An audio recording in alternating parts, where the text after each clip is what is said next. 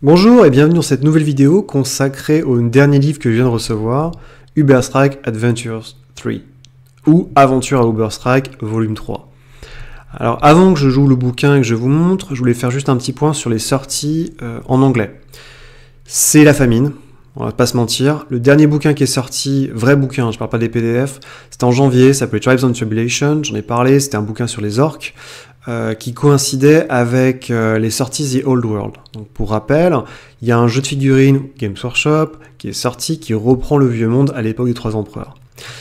Games Workshop a tapé du poing sur la table, je suis beau d'or, quand ils ont renouvelé leur contrat avec Cubicle 7 pour au moins 3-4 ans, en disant il n'y a pas de souci les cocos, on vous garde, mais par contre, vous allez suivre nos plannings pour synchroniser vos sorties avec les sorties qu'on a côté figurines. Donc ce qui veut dire que quand les orques sont sortis, le bouquin sur les orques est sorti, c'est là où les figurines sur les orques sont sorties, pour Old World. Et là c'est pareil en fait, c'est-à-dire qu'on avait pas mal de bouquins qui étaient dans le pipeline. Je pense notamment à un livre sur les rôdeurs et les rangers qui a été annoncé il y a plus d'un an. Il y a plus d'un an quoi.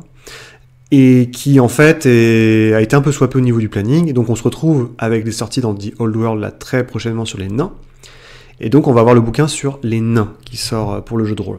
Sachant que Cubicle 7 a décidé d'appliquer ce qu'il faisait avec Imperium Edictum, à savoir des doubles bouquins. C'est-à-dire que pour les elfes, et le bouquin sur les elfes qui va sortir, le bouquin sur les nains, il n'y aura pas un livre, il y aura deux livres. Il y aura un livre pour les MJ et un livre pour les PJ. Et le prochain livre qui sort, c'est le livre donc pour les PJ pour les nains. Pour les autres bouquins, je sais pas, j'ai pas trop d'idées. Je sais que Marienburg, donc qui va être refait en V4, est très avancé, et il bosse avec l'auteur original, donc ça c'est plutôt cool. Ça sera probablement le dernier bouquin sur des villes, consacré à l'Empire pendant pas mal de temps.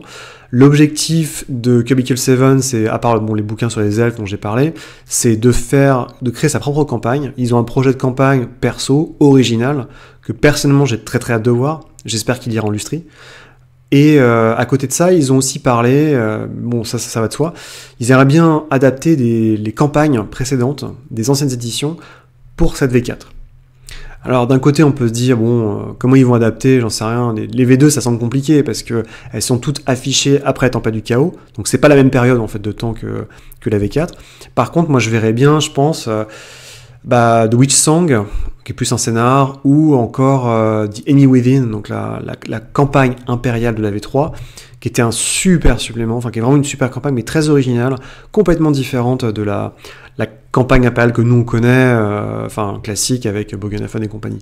Donc voilà, j'en suis un peu là, je suis un peu dubitatif, je sais qu'en plus ils ont balancé pas mal d'idées à droite à gauche, parce qu'ils étaient à une conférence il y a pas longtemps en Pologne, où ils ont dit un peu à la volée en disant il va y avoir un supplément sur Nekara, mais ça sera uniquement pour The Old World, parce qu'il y a un jeu de rôle aussi The Old World qui sort à la fin de l'année.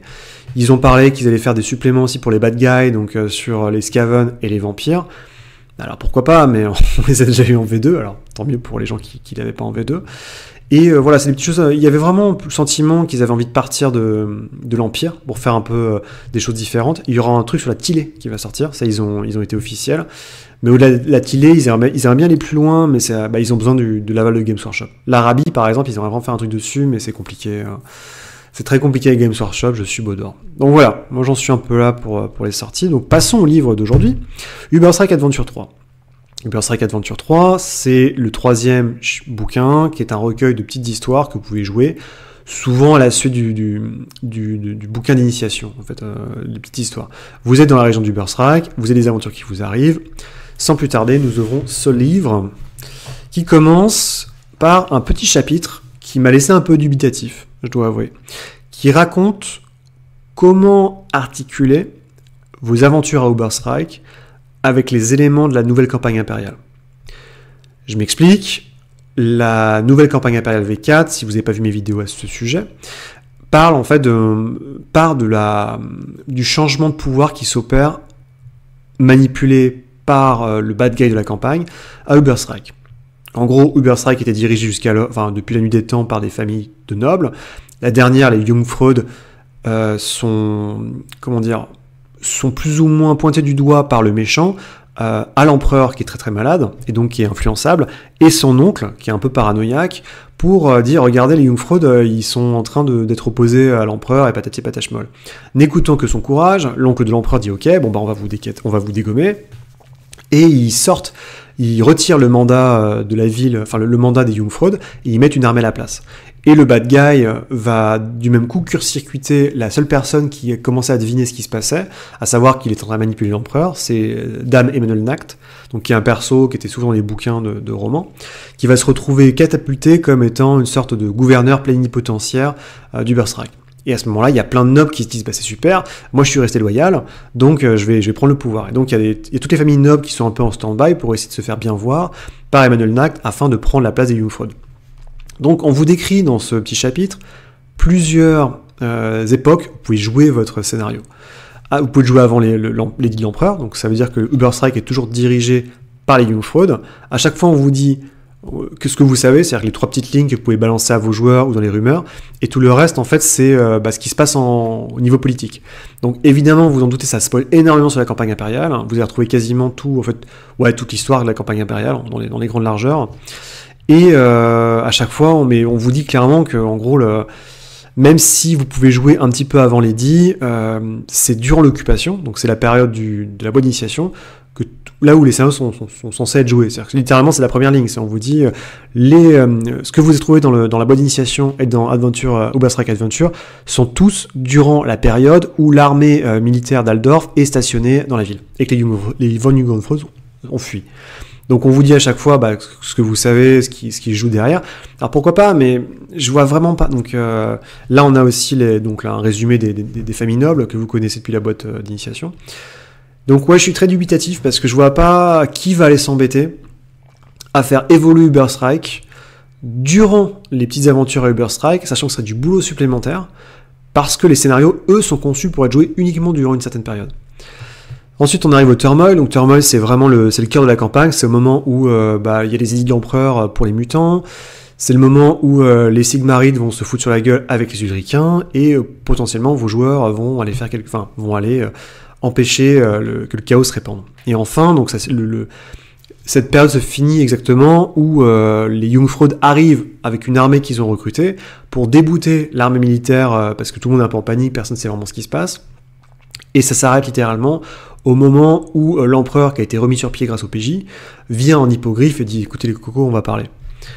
Et la période post-occupation, qui grosso modo ne va pas satisfaire personne, comme un bon accord, c'est que les Jungfraud ne reprennent pas le contrôle de la ville. Donc en fait, ils négocient avec l'empereur. L'empereur dit « Ok, vous pouvez pas prendre le contrôle de la ville. On transforme la ville en Freiburg, donc en ville comme Kemperbad, une cité libre. Par contre, moi, je vous donne des garanties supplémentaires, plus d'argent et patati. » Et donc ça se finit un peu comme ça. Donc en gros, on passe d'une ville occupée à une ville qui est libre. Alors pourquoi pas, mais encore une fois, je sais pas trop. Les bouquins vont pas du tout exploiter ça. Enfin, pour l'instant, ils les exploitent pas du tout. Pourquoi pas? Est-ce qu'ils vont le faire aussi et sinon, on vous demande d'adapter. Donc est-ce qu'ils le feront avec de futurs suppléments? Je l'ignore et peut-être je l'espère. On passe au premier scénar, qui est un scénar de V3. C'est simple, dans ce bouquin, il y a 4 scénars, il y en a 3, c'est la V3. Un œil pour un œil, qui est très très rigolo. Donc le principe, c'est que il y avait une sorte de palais, une sorte de palais d'été qui appartenait au fils d'une des familles nobles. Je crois que c'est les Brunner. Et en fait, c'était un servant de Slaanesh. Donc, il se trouve que il est devenu un servant de Slaanesh à cause de l'intendant qui était sur place, qui lui était un gros corrompu, qui vient d'un culte qui a été ratiboisé à Aldorf. Donc, l'intendant manipule le gamin et lui montre une peinture qui est un artefact du chaos. Et en fait, au fur et à mesure, le gamin est drainé par la peinture. Et à la fin, il est mort, quoi. Il meurt à cause parce qu'il est complètement drainé. Mais pendant ce temps-là, l'intendant, il est pas con. Il a commencé à convertir certains des cuistots, des gardes, etc., pour bosser avec lui en véritable cultiste. Et ce qui se passe, c'est que, donc, vu que le jeune homme est plus là, le manoir a été revendu à une autre famille noble, qui sont les Aschenfenberg, donc avec le seigneur Ricard. Et seigneur Ricard, vous le connaissez normalement d'avant, il vous dit, écoutez, moi j'ai pris possession d'un manoir, je dois y aller. Ce que je veux, c'est que vous assuriez quand même de la loyauté des gens qui sont présents, qui ne me fassent pas des coups de pute. Donc ce que vous allez faire, c'est que vous allez vous faire recruter comme si vous étiez des commis de cuisine, des garçons, des domestiques, et que sais-je encore. Vous allez là-bas et vous vérifiez que tout est bien, tout se passe bien, et vous comprenez un peu pourquoi est-ce que, à chaque fois que j'envoie des gens, le personnel m'aide pas. Évidemment, donc c'est très rigolo parce que vos joueurs vont se déguiser, donc vous allez forcément avoir des dingues qui vont se trouver cuistots, je sais pas quoi. Et votre but en fait principal, c'est une fois arrivé sur place, c'est d'enquêter un petit peu sur ce qui se passe. Donc on vous dit qu'il y a quelques personnes qui sont des cultistes, d'autres pas. Les autres ont été empoisonnés, donc ils sont à moitié drogués, ils sont tout mous. Et c'est à vous, en fait, d'enquêter sur la lodge, où il y a un temple forcément du chaos qui se cache, pour comprendre ce qui se passe. C'est très chouette, c'est assez ouvert, hein, là. Donc les scénarios sont toujours en 3 parties. La première, c'est l'introduction, la deuxième, c'est un peu la partie enquête, et la troisième, c'est le showdown, la partie finale, quoi, le climax. Donc on vous donne une description un peu de tout le monde, en essayant de faire la différence entre ceux qui sont cultistes, ceux qui sont pas cultistes, ceux qui sont juste des connards, avec notamment, il y a une librairie qui est assez fournie, et comment toutes ces petites choses-là vont s'orchestrer entre elles-mêmes. Et la fin, c'est une sorte de festin de la folie, c'est-à-dire qu'il y a un grand festin qui est organisé avec le seigneur Ashenferberg, et si vous faites rien, en fait, ils vont tous manger de la dinde droguée, et ils vont se faire bouffer par la peinture. Donc c'est à vous de voir comment vous allez empêcher ça, sachant que bon, le démon en soi, c'est une démonette, donc c'est pas non plus foufou. Mais voilà, c'est un petit scénario très sympa, très rigolo, qui change un petit peu, et je pense qu'il peut aboutir à pas mal de situations comiques, surtout pour voir comment vos joueurs vont parvenir à se faire passer pour des cuisiniers du personnel, et pouvoir enquêter dans le même temps, sous l'œil avisé, de l'intendant, qui est aussi, on va le rappeler, un sorcier du chaos. Donc plutôt sympa. Hein. Scénario original, Mutiny on the Beast, qui raconte l'histoire d'un vieux guerrier orc qui s'est fait bouter de son WoG par ses collègues, mais qui n'a pas été tué. Et il essaie de se refaire. Il essaie de se refaire en trouvant des gobelins dans la forêt et en disant maintenant c'est moi le chef, vous allez bosser pour moi. Sauf qu'il est vieux. Et puisqu'il est vieux, il n'a pas forcément la patate pour gérer tout ça. Et les gobelins, ils sont un peu faibles. Donc qu'est-ce qu'il fait? Il construit une espèce d'immense tour mécanique qui ressemble à rien, qui crache des flammes, qui tire des boulets de canon, qui est opéré par des gobelins. Sauf que, pas très loin, il y a un village. Et dans ce village-là, les gens se disent que c'est vraiment, il y a une espèce de créature ignoble dans la forêt, c'est l'horreur, c'est la cata. Donc vos joueurs, donc vous pouvez jouer les scénarios à la suite, hein, il y a des petites introductions. Vos joueurs décident d'aller dans le village, pour une raison X ou Y. Ils se font attaquer par des gobelins, pour introduire les gobelins. Et après, on les retrouve dans ce village de Geisbach. Geisbach, où ils vont passer juste une nuit, en attendant de voir confronter la bête, qui se balade et qui fait peur un peu à tout le monde, donc c'est du grand classique Warhammer. Et dans ce village, qu'est-ce qu'il y a? Il y a 2 personnes qui peuvent pas se blairer et qui veulent contrôler la ville. Il y a un petit vieux, qui est le chef du village, et il y a un jeune ambitieux à la Macron, qui, lui, se verrait bien, en fait, qui vient d'ouvrir une auberge, et qui se verrait bien, en fait, nouveau chef en puissance du village. Donc toutes les actions qui vont se dérouler durant la nuit, et la journée, puisqu'en fait, c'est un peu comme dans l'auberge des 3 plumes, vous avez un déroulé heure par heure des choses qui vont se passer dans l'auberge, peuvent jouer en faveur ou contre l'un des 2 participants dont j'ai parlé. Donc on vous décrit, c'est un peu toujours pareil, on vous décrit le village, ce que vous faites, et après on découpe heure par heure ce qui va se passer dans la nuit à l'auberge, où les joueurs vont arriver nouvellement installés. Il y a notamment une charlatante qui a un faux basilisque dans un coffre, ça c'est l'illustration. J'aime beaucoup cet illustrateur, j'ai l'impression que c'est un nouveau illustrateur qui fait un peu un style semi-réaliste. Je crois que c'est un italien. Des fois, ils ont des illustrateurs qui sont pas géniaux en V4, mais en général, ils savent faire chou blanc. Enfin, ils savent faire de très beaux effets de temps en temps. Donc voilà, il faut savoir comment vous allez gérer un petit peu cette charlatan, parce que ça peut impacter plus tard ce qui se passe avec la bête notamment. Et la fin, c'est on vous dit effectivement qu'il y a des peaux vertes qui vont attaquer, et il faut impérativement que vous trouviez comment désamorcer la bête, la grosse machine qui crache des flammes. Donc c'est un peu débile, il y a plein de trucs avec les gobelins, c'est très très marrant. J'ai trouvé ça plutôt bien vu pour un scénario original. Alors évidemment, ça mixe un peu tout, hein, c'est toujours pareil, ça va mixer l'auberge des 3 plumes, ça va mixer les attaques de gobelins, donc la partie à Blackrock avec les nains là dans Mort sur le Rec, mais dans le CRC c'est l'agencement en fait qui est pas si mal fait et qui je trouve rend grâce au scénariste qui a essayé de faire quand même des beaux efforts. Après évidemment on retombe dans les scénarios V3 qui eux sont stratosphériques, hein, je les trouve absolument délirants et très bien foutus.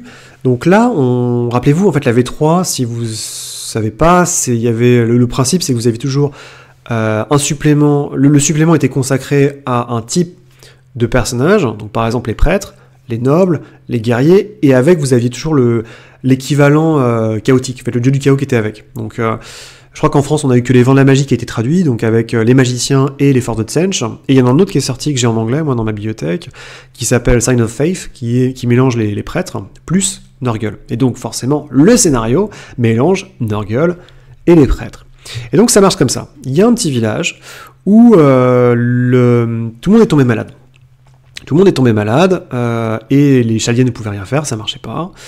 Donc la noble du coin a perdu son mari, son bébé a failli mourir, donc elle a un peu pété un plomb, et il y a un docteur qui est arrivé, il vous dit, vous inquiétez pas, j'ai une solution miracle. Il a soigné tout le monde, enfin presque tout le monde, et il a dit à la dame, dis donc, vous savez, les chaliennes, vous devriez les dégager, parce que en fait, elles servent à rien, elles vous coûtent de l'argent et tout. La fille étant un peu cramée, elle dit, ok, j'accepte. Et ce qui se passe, c'est qu'en fait, le docteur n'est pas un cultiste de Nurgle, c'est ça qui est intéressant, c'est que c'est juste un mec corrompu, c'est un espèce de gros con qui pensait que les chaliennes l'empêchaient de faire son boulot.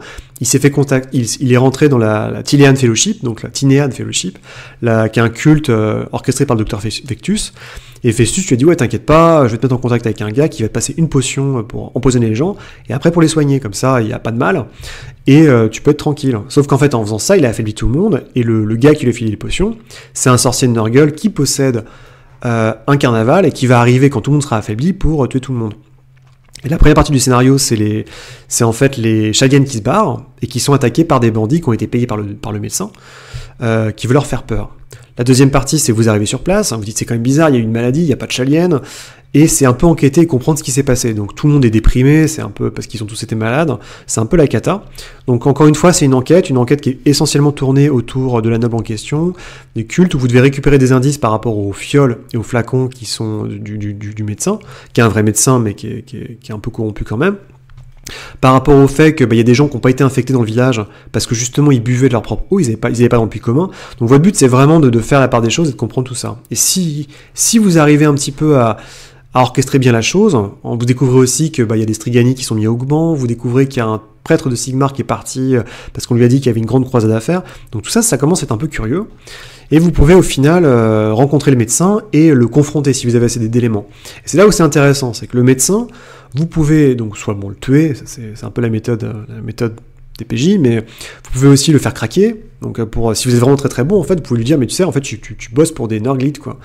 Et à ce moment-là, il retourne sa veste et il peut devenir votre espion parce que quand dans l'acte final, le carnaval de Nurgle arrive, vous pouvez l'envoyer en tant qu'espion, et il peut noter pour vous aider en fait plus tard, tout en se faisant passer toujours pour un mec corrompu.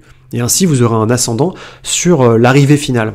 Donc le dernier sketch, c'est ça, c'est que vous avez des mecs d'un carnaval corrompu, qui sont tous des cultistes de Nurgle, qui arrivent, et qui s'apprêtent à faire une grande danse, en fait, qui vont faire une grande danse, un grand festival le soir.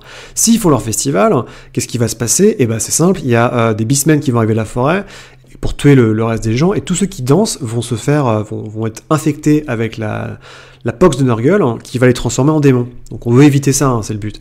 Mais je trouve quand même qu'au niveau de ce qui est présenté, parce que c'est tout un carnaval, donc il y a quand même, à vue de nez, une dizaine de... Enfin, il y a 10 gars, plus des Nurglings, plus un Plague Bearer, plus le sorcier. Et moi je me dis, ça fait quand même beaucoup, quoi. Sachant qu'en plus on vous dit littéralement dans le scénar, oh mais vous savez, vous pouvez convaincre des mecs du village de vous aider, mais ils sont vraiment pas très nombreux, quoi. Et en gros c'est, il y a un mercenaire, il y a un forgeron, et donc je me dis c'est quand même chaud, quoi, parce que toute l'adversité que vous avez en face de vous, à moins que vous soyez extrêmement intelligent, je pense que c'est peut-être... Et en plus, on vous dit même, c'est pas très facile d'arrêter le festival. Donc je sais pas. Est-ce que c'est parce que c'est un scénar qui est aussi prévu par des prêtres et qu'on part du principe que les prêtres sont hyper charismatiques, peuvent manipuler tout le monde parce qu'ils ont des compétences sociales de porky? Je sais pas. Je vois pas trop... Ou est-ce que c'est un truc qui est un peu perdu qui s'est un peu perdu dans la V3? Encore une fois, je suis pas sûr. Mais sachant que, ouais, techniquement, il y a 14 pestigores qui arrivent en plus pour rallonger la sauce si vous n'avez pas été assez fin. Donc je sais pas, c'est un super scénario, vraiment c'est très bien, mais la fin, ça demande un petit peu à réfléchir, comment vous organisez le truc, parce que sinon ça risque d'être compliqué. En gros, on vous dit qu'un jour plus tard, il y a des gens qui arrivent il y a une escouade qui arrive de Uberstrike, et soit ils tombent sur des démons partout, soit ils vous trouvent, et c'est plutôt pas mal. Le seul truc que j'ai beaucoup aimé à la fin, c'est si vous triomphez des forces Nurglite, vous allez en avoir une récompense. Sauf qu'en fait, les gens qui veulent vous récompenser, c'est des chaliennes, et c'est les mecs du village. Et les mecs du village, ils ont plus de thunes depuis longtemps, et les chaliennes, ils ont fait vœu de pauvreté. Donc en fait, on vous paye un coup, mais c'est vous qui payez. Je trouvais ça très marrant, très, très Warhammer dans l'esprit. Et enfin, le dernier, qui était le scénario qui était inclus dans le bouquin sur les nobles et les démons de Slaanesh, c'est le Miroir du Désir, qui est très très marrant, qui est un très bon concept, qui, hélas, je pense qu'il faut pas le faire jouer après le premier scénar avec la peinture, un eye for an eye, parce que ça reprend un peu le même principe, en fait, et les joueurs vont s'en douter. Mais en gros, l'histoire, c'est que, donc je vous avais parlé d'un jeune noble dans le premier scénar, qui était affaibli par la peinture et qui était mort de ça. Et non, je dis des bêtises, pardon. Je crois que dans le bouquin de base, il y a un noble, dans la boîte d'initiation, il y a un jeune noble qui est un apôtre de Slaanesh, justement, que les joueurs contrecarrent. Et en fait, il y a sa copine qui veut se venger. Et sa copine, en fait, elle possède un miroir où il y a un démon de Slaanesh qui lui dit « Ouais, t'inquiète pas, je vais t'aider dans ta vengeance. » Donc sa vengeance, c'est quoi? En gros, c'est faire tomber amoureux d'elle 3 des futurs héritiers des familles nobles dont on a parlé jusqu'ici du Birthright, les amener à réaliser un rituel pour ensuite tous les tuer, les emprisonner dans le miroir et puis faire en sorte qu'ils soient morts. Donc ça commence assez rigolo. Il y a les 3 nobles justement, les 3 factions nobles, les 3 pères de famille, 2 pères de famille et une mère de famille, qui viennent voir les PJ en disant mon fils est con. Il tombe amoureux d'une roturière. Il faut absolument empêcher ça. Donc démerdez-vous pour que ça se passe pas. Et la 3e, donc Luminda Jungfreud, je crois, vient les voir et leur dit non, moi je veux que l'amour suive son terme et tout. Je suis plutôt fleur bleue. Donc déjà, vos joueurs, ils sont là, genre, on peut pas satisfaire tout le monde, comment on fait? Et ensuite, il faut choisir votre poulain, si on peut dire. Donc vous avez 3 gars, vous avez plutôt un poète, qui est un peu neuneux, vous avez un mec qui fait des farces, et un mec assez riche, qui est assez intelligent. Chacun un petit événement, qui vous permet, en fait, si vous le backez, en fait, ça crée un espèce de mini-scénario que vous devez faire pour vous attirer les bonnes grâces de ce gars-là et complètement contrecarrer les 2 autres. Donc c'est très bien foutu. Hein. La deuxième partie, c'est les défis qui vous sont imposés par la fille pour réaliser son rituel. Donc elle vous demande, faut que vous me trouviez un médaillon, faut que vous déclamiez faut que vous leviez une malédiction dans un tombeau. Et le 3e, c'est que vous déclamiez, faut bien déclamer son déclaration d'amour sur la place publique. Et le premier, donc forcément, le loquet, il a disparu. Le loquet, il est aux objets trouvés dans les prisons. Et qui c'est qui est en prison? C'est Rudy, justement. Et donc Rudy, selon ce que vous avez fait à une promotion, il est en charge de tous les objets trouvés et il va vous en faire chier pour vous refiler le loquet. C'est très très marrant, le retour de Rudy. La deuxième partie est pas mal aussi, puisque vous êtes dans une tombe, et au moment où vous déclamez l'espèce de parole, qui est un rituel en fait, il y a un squelette qui s'anime de l'un des anciens nobles morts, et qui vient vous voir et qui vous dit vous êtes complètement con, vous êtes en train de vous faire manipuler, et qui après pouf fait retourner la poussière. Et la 3e, c'est donc déclaration d'amour, donc c'est juste un petit jet à faire pour bien présenter son truc. Et la 3e partie, c'est simple, vous arrivez avec le prétendant, et là, qu'est-ce qui se passe? Le miroir s'active, et pouf, les joueurs se retrouvent coincés dans le miroir. Et donc c'est à vous de trouver comment vous en sortir. Sachant qu'entre-temps, dans le miroir, il y avait la fille et le démon, logique, a égorgé la fille, et il a réussi à se barrer. Donc en fait, ça se finit comme ça, avec juste comment sortir du miroir, donc qui est assez simple en fait, et la suite, et c'est là où je trouve que c'est assez naze, en fait c'est tout. C'est-à-dire qu'on vous dit juste, voilà, si vous l'avez laissé enfermer, si vous êtes arrivé à laisser le démon dans le miroir, tant mieux, mais elle prendra sa revanche un jour. Par contre, si elle est partie, de toute façon, elle peut se déguiser, donc tant pis pour vous, quoi, et vous pouvez pas la retrouver. Donc j'ai pas trouvé ça génial. Ce truc qui est sympa pour les joueurs, c'est qu'enfin, ils sont payés par des nobles, donc ils ont de l'argent, et ça, c'est plutôt cool. Et le reste, c'est des aides de jeu, vous êtes dans le classique. Donc qu'est-ce qu'on peut penser de tout ça? C'est assez simple, hein. Si vous avez la V3, les PDF ou les adaptations de fans, parce qu'il y a des fans qui ont bossé là-dessus, en fait, qui avaient adapté à la V4 ces scénarios, certains de ces scénarios-là, je vois pas trop l'intérêt, à part pour la collectionnite. Si vous êtes nouveau ou que vous avez jamais eu ces scénarios-là, faut foncer, ils sont très très bien, ce sont d'excellents scénarios, très agréables. Et puis voilà, c'est déjà pas mal. Hein. Moi, ma grande théorie sur Warhammer, c'est que de toute façon, les scénarios sont toujours excellents. Les campagnes, beaucoup moins. Pourquoi? Parce qu'en fait, les campagnes ont tendance à être faites par... Il y a beaucoup de scénaristes qui bossent dessus, et les éditeurs sont pas toujours au fait. Je pense notamment au 1000 Trônes, qui était une campagne qui partait dans tous les sens, parce qu'en fait, chaque chapitre est fait par une personne différente. Il n'y avait pas vraiment d'éditeur en chef qui faisait un très bon boulot. Puis en général, je sais pas, c'est un peu chaotique. Seule exception pour moi, c'est la V3. La V3 qui est absolument fabuleuse. Je pense toujours à The Enemy Within, The Edge of the Night, The Witch Song, qui sont des très très très bons... C'est des très très... En fait, c'est des petites campagnes ou des très très gros scénarios qui sont absolument géniaux. Mais souvent, pour moi, les scénarios de Warhammer, quelle que soit l'édition, vous les prenez, vous les jouez, ils sont super, et tout le monde s'amuse. Et puis, en fait, c'est l'essentiel, quoi. En tout cas, c'est tout pour aujourd'hui pour moi. La prochaine critique que je ferai, aperçu que je ferai sera sur un bouquin qui est pas terrible, que j'appréhende un peu, je vais pas mentir, qui s'appelle Reikland Miscelana, qui est en fait une compilation de 6 PDF qui avaient été faits depuis le début. Donc il y avait les bâtiments de l'Empire, les patrons de l'Empire, les sorts pour les sorcières, et je sais plus, des sorts, des machins, enfin c'est pas génial quoi, c'est vraiment un pot pourri, et ça fait beaucoup gueuler quand le bouquin est annoncé, parce que des gens ils disaient bah ouais mais moi j'ai acheté tous les PDF, donc en fait je me fais avoir, parce que les bouquins ressortent, et si j'avais su, je l'aurais acheté directement en bouquin. Et c'est un peu une méthode roublarde que nous sort Cubicle 7, puisque dans Tribes and Stipulations, donc le bouquin qui est sorti en janvier sur les orques, on avait eu aussi le cas où un chapitre, c'était un PDF sur une tribu de gobelins des forêts qui était sorti avant. Moi, ça me dérange pas en l'essence, parce que le reste du bouquin était original, mais c'est vrai qu'il y a un peu ce côté... qu'est-ce qu'on fait des PDF, quoi? C'est-à-dire que les PDF, on peut pas les laisser dans la nature comme ça, il faut qu'on les rattache à quelque chose, et généralement, ils sont greffés sur des bouquins, donc ça demande encore plus de patience, et déjà, je sais qu'en version française, vous devez avoir la patience, donc voilà, c'est pas forcément tous les jours tout ça. Mais en tout cas, Uber Strike Adventure 3, c'est très bien, mangez-en, et faites jouer du Warhammer, c'est toujours très très cool. Et sur ce, je vous souhaite un excellent week-end, et je vous encourage à aller voter demain. Allez, salut!